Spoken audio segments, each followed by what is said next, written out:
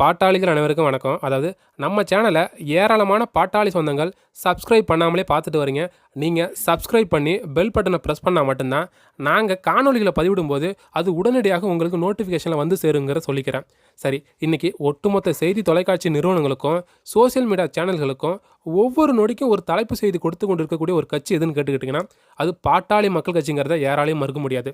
அதாவது ஊரு ரெண்டு பட்டா கூத்தாடிக்கு சந்தோஷங்கிறது போல் எப்படா பாட்டாளி மக்கள் கட்சி வீழ்ச்சி அடையும்னு காத்து கொண்டிருந்த திமுகவும் அதிமுகவும் பாமகவில் நடக்கக்கூடிய அசாதாரணமான சூழலை பயன்படுத்திக்கிட்டு இன்றைக்கி வன்னியர் வாக்குகளை வேட்டையிட துவங்கிட்டாங்க.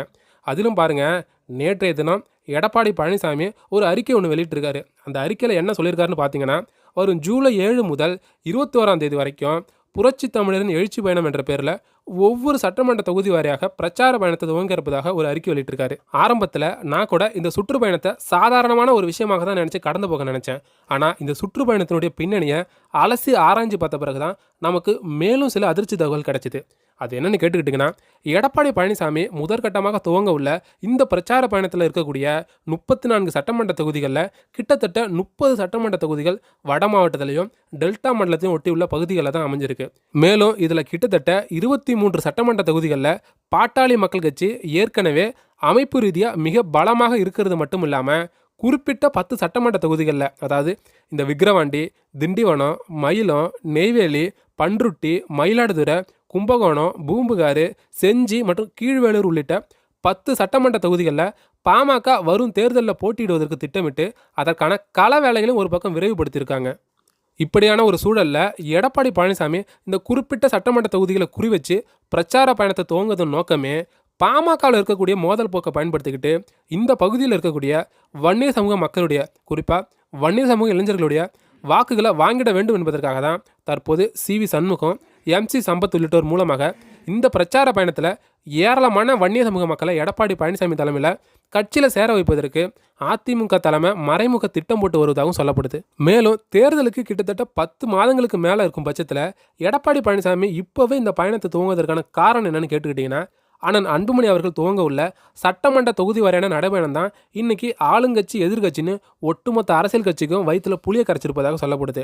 ஜூலை 25ஆம் தேதி தொகுதி வாரியாக நடைபயணத்தை துவங்க உள்ள அண்ணன் அன்புமணி அவர்கள் இடஒதுக்கீட்டு பிரச்சாரத்தை கையில் எடுக்கும் பட்சத்தில் அது கண்டிப்பாக ஒட்டுமொத்த வன்னி சமூக வாக்குகளையும் பாட்டாளி மக்கள் கட்சிக்கு ஆதரவாக கொண்டு போய் சேர்த்து விடுமோ என்ற அச்சம் தான் இன்னைக்கு அதிமுகவை இப்படி ஒரு பிரச்சார பயணத்துக்கு தள்ளி இருப்பதாக சொல்லப்படுது.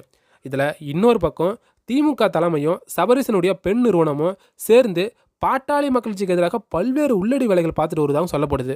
மாவட்ட அளவில் ஏராளமான பாமக நிர்வாகிகளை பாட்டாளி மக்கள் கட்சியிலிருந்து விலக வச்சு திமுகவில் இணைப்பதற்கு பல்வேறு பேச்சுவார்த்தை குழுக்களை சபரீசனுடைய பெண் நிறுவனம் ஏற்பாடு செய்திருப்பதாக சொல்லப்பட்டு வரும் சூழலில் விருப்பம் தெரிவிக்கும் பாமக நிர்வாகிகளை தேர்தலுக்கு சரியாக 1 மாத காலத்திற்கு முன்பாகவோ அல்லது 1 வார காலத்திற்கு முன்பாகவோ திமுக கட்சியில் இணைப்பதற்கு சபரீசனுடைய பெண் நிறுவனம் திட்டம் தீட்டி வருவதாகவும் சொல்லப்படுது. மேலும் இன்னொரு பக்கம் பாமக தொண்டர்களிடத்தில் மருத்துவர் ஐயா மற்றும் அண்ணன் அன்புமணிக்கு எதிரான ஒரு மனநிலையை உருவாக்க வேண்டும் என்பதற்காகவே சபரீசனுடைய பெண் நிறுவனம் பாமகவில் குழப்பத்தை ஏற்படுத்தும்படியான செய்திகளை வெளியிடக்கூறி செய்தி தொலைக்காட்சி நிறுவனங்களுக்கும் சோசியல் மீடியா சேனல்களுக்கும் பல கோடி ரூபாய் செலவு செய்து வருவதாகவும் சொல்லப்படுது. மேலும் இந்த சதித்திட்டத்தின் ஒரு பகுதியாகத்தான் கடந்த 2-3 நாட்களாகவே ஏராளமான திமுக ஆதரவு ஊடகங்கள் மருத்துவர் ஐயாவை பேட்டி எடுக்கிறதுக்காக தைலாபுர தோட்டத்திற்கு தொடர்ச்சியாக போய் வருவதையும் பார்க்க முடியுது. மேலும் மருத்துவர் ஐயாவினுடைய ஒவ்வொரு பேட்டியும் முழுசாக பார்த்தீங்கன்னா ஒரு விஷயம் தெள்ள தெளிவாக புரியும். அந்த தொலைக்காட்சி நிறுவனமும் நெறியாளரும் வேண்டும் என்று திட்டமிட்டு ஆனால் அன்புமணிக்கு எதிரான கேள்விகளை மட்டுமே மருத்துவர் ஐயாவுடன் கேட்டிருப்பாங்க. அதாவது தமிழகத்தில் திமுகவின் ஆட்சியில் தினந்தோறும் எண்ணிலடங்கா சட்ட ஒழுங்கு பிரச்சனைகளும் முறைகேடுகளும் நடந்துட்டு வர சூழலில் அதை பற்றியெல்லாம் எந்தவித வினாக்களையும் மருத்துவர் ஐயாவிடம் எழுப்பாமல் பேட்டியின் முழுவதுமே வெறும் உட்கட்சி பிரச்சனைகளை மட்டுமே கேள்வியாக கேட்டிருக்கக்கூடிய நெறியாளர்கள் நோக்கம் ஒன்று மட்டும்தான். பாட்டாளி மக்கள் கட்சியின் தொண்டர்களை உளவியல் ரீதியாக பாமகவிற்கு எதிரான மனநிலையை உருவாக்க வைக்க வேண்டும் என்பது மட்டும்தான் இந்த திமுகவினுடைய ஒரே நோக்கம் என்பதை பாட்டாளிகள் தெள்ள தெளிவாக புரிஞ்சுக்கணும். மேலும் அதன் ஒரு பகுதியாக தான் நேற்றைய தினம் தமிழக காங்கிரஸ் தலைவரை திமுக தலைமை தைலாபுர தோட்டத்திற்கு அனுப்பி வச்சிருப்பதாகவும் சொல்லப்படுது. அதாவது மருத்துவர் ஐயா அவர்களும் செல்வ பெருந்தகை அவர்களும் அரசியல் பேசினார்களா இல்லை தனிப்பட்ட முறையில் வேறு எதுவும் பேசினார்களா என்பது நமக்கு தெரியாது. ஆனால் செல்வ பெருந்தகை அவர்கள் தைலாபுர தோட்டத்தை விட்டு வெளியே வந்து பேட்டி கொடுக்கும்போது அவர் கூறிய வார்த்தைகளை கவனிச்சிங்கன்னா ஒரு விஷயம் நல்லா புரியும். அது என்னென்னு கேட்டுக்கிட்டிங்கன்னா, பாட்டாளி மக்கள் கட்சியில் நடக்கக்கூடிய ஒட்டுமொத்த பிரச்சனைகளுக்கும் பாஜக தான் காரணம் என்ற கருத்து தான். அதாவது மருத்துவர் ஐயா அவர்கள் அண்ணன் அன்புமணியின் மீது பல குற்றச்சாட்டுகளை பத்திரிகையாளருக்கு மத்தியிலே நேரடியாக முன் வச்சிருந்தது நம்ம எல்லாருக்குமே தெரியும். மேலும் இது நாள் வரைக்கும் பாட்டாளி மக்கள் கட்சியில் நடக்கக்கூடிய குழப்பங்களுக்கு பாஜக நேரடியாகவோ அல்லது மறைமுகமாகவோ ஏதேனும் ஒரு வகையில் காரணமாக இருந்திருந்தால் அதை நிச்சயம் மருத்துவர் ஐயா அவர்கள் பத்திரிகையாளர் சந்திப்பில் பகிரங்கமாக வெளிப்படுத்தியிருப்பார். ஆனால் இல்லாத ஒரு விஷயத்த பத்திரிகையாளர்களுக்கு மத்தியில் செல்வ பெருந்தகையை பேச வச்சது யாருன்னு கேட்டுக்கிட்டிங்கன்னா திமுக தலைமையும் சபரீசனுடைய பெண் நிறுவனம் தான் என்பதை இங்கே நான் அழுத்தம் திருத்தமாக பதிவு செய்ய கடமைப்பட்டிருக்கேன். சரி, இவையெல்லாம் மருத்துவர் ஐயா அவர்களுக்கு தெரிஞ்சுதான் நடக்குதான்னு கேட்டுக்கிட்டிங்கன்னா 100% நிச்சயம் கிடையாது. அதாவது நேற்றைய தினம் என்ன நடந்ததுன்னு கேட்டுக்கிட்டிங்கன்னா மருத்துவர் ஐயா அவர்களை சந்திப்பதற்காக செல்வ பெருந்தகை அவர்கள் நேரம் கேட்டிருக்காரு. அதற்கு மருத்துவர் ஐயா அவர்களும் அரசியல் நாகரிகம் கருதி சரின்னு சொல்லியிருக்காங்க.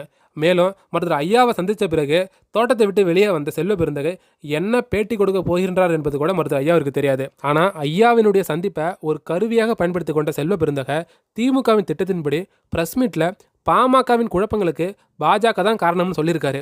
இப்படி ஐயா அவர்கள் சொல்லாத ஒரு செய்தியை செல்வ பெருந்தகை சொன்னதற்கு பின்னணியில் 3 மிக முக்கியமான காரணம் இருக்குது. அது என்னன்னு கேட்டுக்கிட்டிங்கன்னா பாமக திமுக கூட்டணியை நோக்கி வருவதை போன்ற ஒரு பொய்யான பிம்பத்தை கட்டமைச்சு அதன் மூலமாக விசிக மற்றும் கம்யூனிஸ்ட் கட்சிகளின் சீட்டு பேரத்தை குறைப்பது தான் இவர்களோட முதன்மை நோக்கமே. இதில் 2வது விஷயம் என்னன்னு கேட்டுக்கிட்டிங்கன்னா பாட்டாளி மக்கள் கட்சியை எந்த ஒரு அணியிலும் சேர விடாமல் செஞ்சு 2026 சட்டமன்ற தேர்தலில் தனித்து களமிறங்க வச்சு அதன் மூலமாக திமுக எதிர்ப்பு வாக்குகளை சிதறடிக்க வச்சு திமுகவை மீண்டும் ஆட்சி அமைக்க வைக்க வேண்டும் என்பது மட்டும்தான் இவங்களோட 2வது பிரதான நோக்கம். மேலும் இதில் 3வது விஷயம் என்னன்னு கேட்டுக்கிட்டிங்கன்னா பாட்டாளி மக்கள் கட்சியின் தொண்டர்கள் மத்தியில் ஐயாவிற்கும் அண்ணன் அன்புமணிக்கு எதிரான ஒரு வெறுப்பு பிரச்சாரத்தை உளவியல் ரீதியாக கொண்டு போய் சேர்த்து பாட்டாளி மக்கள் கட்சியை அமைப்பு ரீதியாக பலகீனப்படுத்துறது மட்டும்தான் இவங்களோட 3வது பிரதான நோக்கம் என்பதை பாட்டாளிகள் தெளிவாக புரிஞ்சுக்கணும்.